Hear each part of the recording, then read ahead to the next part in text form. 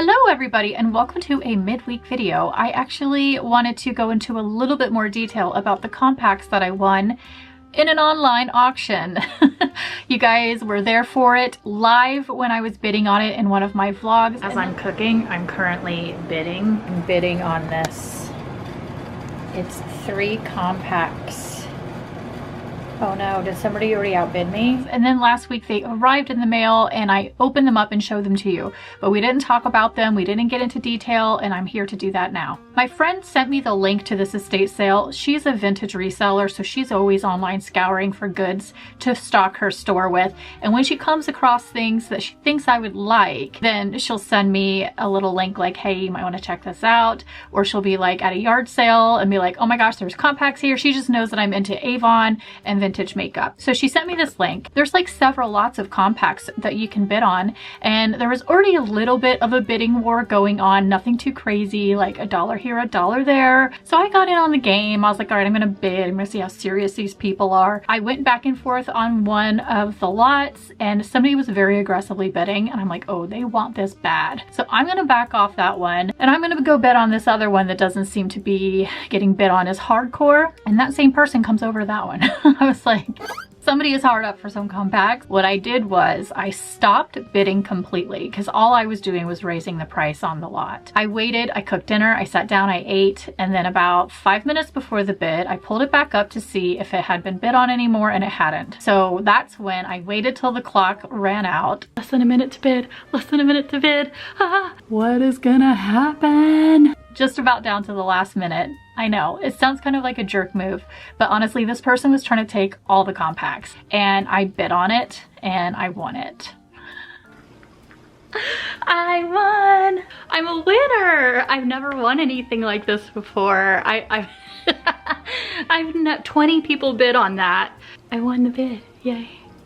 Now what? So I think the grand total for the 3 compacts and shipping was just under 30 bucks. Now, if you know how much a vintage compact would cost if you went to an antique store or if you bought it outright on eBay or on Etsy or online, it would be probably $30 for one of them. And so I got all 3 for a really good price. All right, so here's the first one.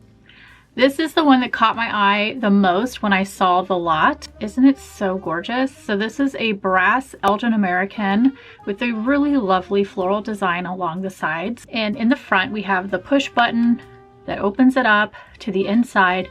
We do have a antiqued looking mirror, so it's got a little bit of wear and tear. The Elgin American stamp on the front, and then this opens up to where it would have had a loose powder and a poof. This shape was really popular with Elgin American compacts. In my compact book, there is a very similar shaped one referenced, the gold tone loose powder compact with a white enamel case, and it has birds, bells, and ribbons on the front. Framed mirror. Back in the 90s, they were quoting this from being anywhere from 35 to 50. I wonder, now, whenever I'm thinking about these books, I'm assuming they mean in mint condition, so this probably has the makeup, it probably has the powder poof, and it's like pretty much untouched.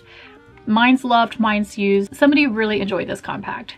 I'm not mad at it. I won it in an auction for super cheap. It's part of my collection. It'll look cute on my shelf and it'll look cute in my collection. So I think when you first start out, especially when you're learning, you know, I'm still learning a lot about what exactly I care to collect. Things like this are just fun to find. And the next one. This one I was really excited for as well. I love this print. It's reminding me of those old carpet bags that you always find in vintage shops. I just love that embroidered needlepoint look to things that are really old, that are floral designs especially, or scenes. I'm a sucker for it. So to open it, you just press this down like a little latch, and it spring loads. It's like on a spring, so it pops open.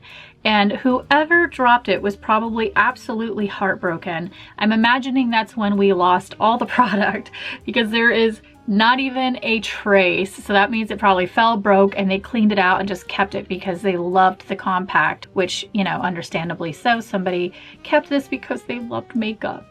And so we have our Very odd, honestly, poof. Out of all of the poofs, it's so flat and cardboardy that like I don't see this really working that great to apply the makeup, but it's still effective. And then this would have been full of the loose powder. So this obviously was going to be a loose powder compact. And then on the mirror that's broken right here, it says Genuine Handmade Petite Point by Schildkraut, 1,650 stitches to the square inch. I also have my vintage compact book. This is from the 90s, and there are some references to the brands, but not any of my compacts are in here exactly down to the T. There is another one that is a same kind of, you know, carpet bag look on the front, and it says the same thing, 1,650 stitches to the square inch. I don't know how they can do the same amount of stitches on every single one considering they're different sizes. So it's called Petite Point. I mean, let me see how close I can get you to this. It is the finest, tiniest stitching. Who in their right mind has the precision to be able to get something that small? That makes me feel like I'm going to have a brain hemorrhage. If I even considered doing something like this, I would just start bleeding out of my nose. I am not the one to do this, but I have so much respect. It says handmade. It is hand. Bless her little heart. My eyes can't even look at it that closely. And then the final one, the smallest, cutest little tiny compact. Just for reference, this is that compact next to the Elgin. Oh, look at that. It's so small. This one has a push button in the front to open it up into, oh, this little tiny mirror with this little tiny poof. Look at how tiny. And somebody love this one. This has been used to the smithereens.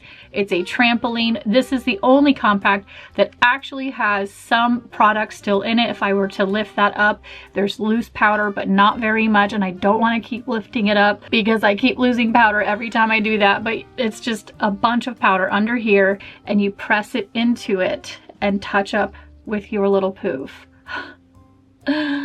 Oh my god. Like, we seriously need to bring this back, because I would love a miniature to go into my makeup bag that I can put in my purse and do touch-ups throughout the day without having this giant compact. For reference as well, like that next to a MAC Studio Fix. Now, if they made a little mini Macs or little mini powders that were translucent, finishing powders that were pressed, whatever, that you can touch up with that's this size, I would be such a happy camper. I would be such a happy little vintage collector. I really, really need that to happen.